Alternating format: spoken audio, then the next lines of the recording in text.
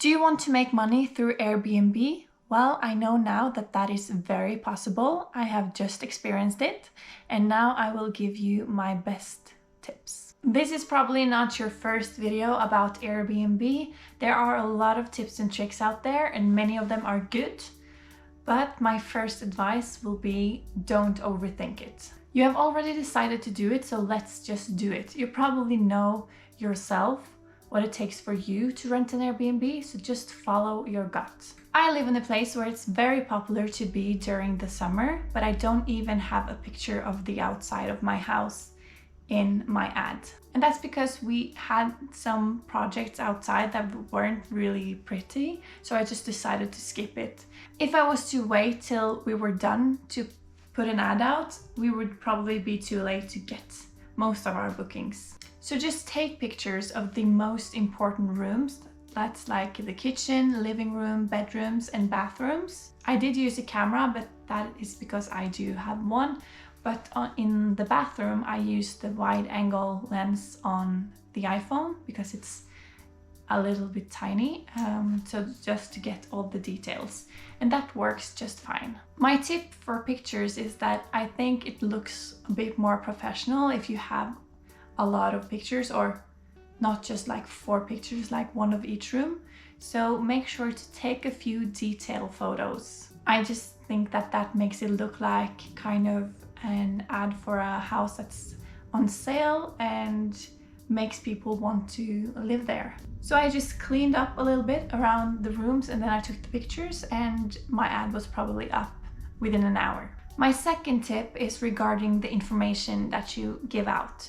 You fill out a lot of information in the ad, but people still wonders, you know? That's why I have added a frequently asked questions section on the information that I send out. I send the information to the person that made the booking via email or through Airbnb. That makes it a lot easier to make changes if there is some. And the questions we have been asked frequently is if we have a freezer available and how the lock works, because we have this Yale Dorman code lock. So even though we have this information in the ad, I have just added also in the information that I send over, so it's easier like to read. Other things that I have in that information is check-in and check-out times, a reminder of that, Wi-Fi name and password, my contact information, that shampoo, conditioner, and soap, towels, and bed sheets are available. We have a cleaning fee, so we don't expect to come home to a clean house, but we do expect to come home to a tidy house. And then information about buses and stuff like that.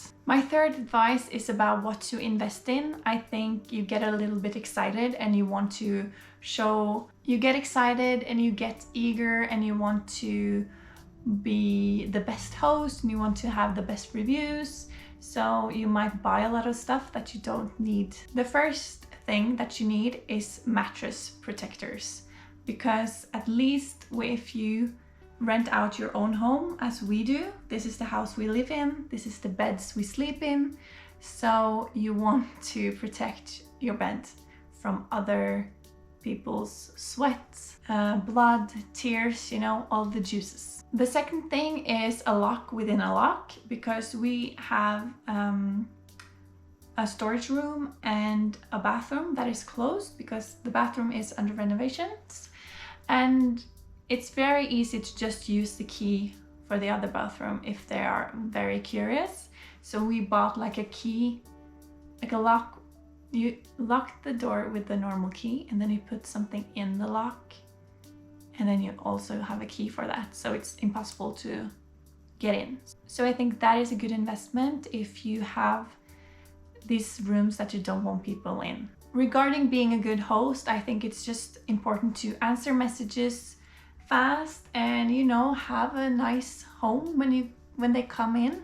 Like maybe it smells a bit nice, and maybe you have like folded the towels very nice, but it's not like important to... I got a tip, I think it was from TikTok, to add a chocolate on the bed, and I did that, and I actually got a comment on that they didn't like it because it was supposed to be for adults, But it turned out to be 3 adults and a child. And in Norway, at least, maybe other places in the world as well, parents is very anti-sugar, which I can totally understand. And if I did know that there were going to be kids here, I wouldn't do it.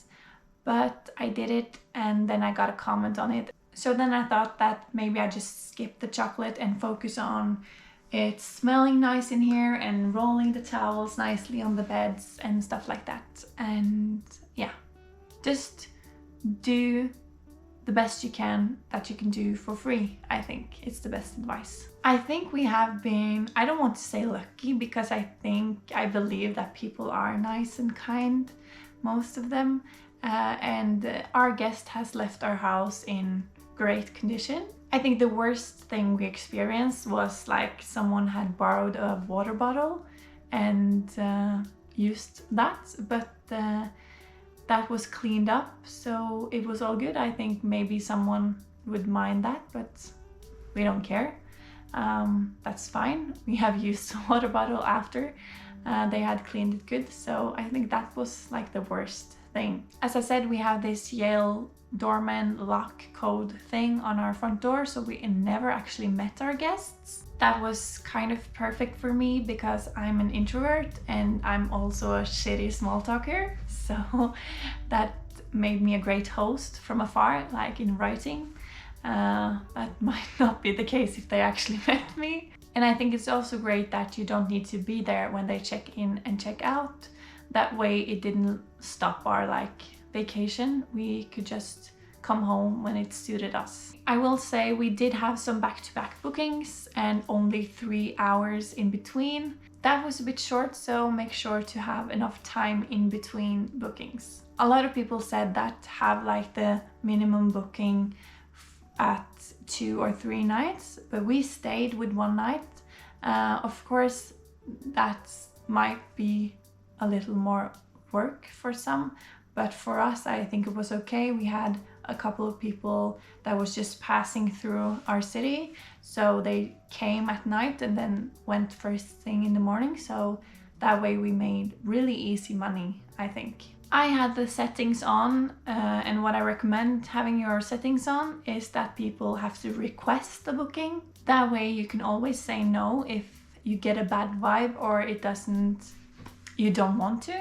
But don't say no too often, because your account can actually be banned. And I almost got my account banned because I had to cancel 2 bookings because we are selling our house and we need to have realtors and all that stuff and finish the bathroom, so we needed the time, and we are putting our house out hopefully in like 2 weeks time, and then therefore we had to cancel our last 2 bookings to make that happen. It wasn't the plan to sell our house, so things like that can come up, but it's really unfortunate that almost got my account banned. But lucky for me, it was only 2, and I think that is 2 gives you a warning, and then maybe the 3rd one or the 4th one makes you lose your account. So that was my best tips for your little Airbnb business. If you have any questions for me, please comment them below and I promise to answer them. I would of course appreciate a like, a new subscriber, a comment, any form of engagement if you like this video.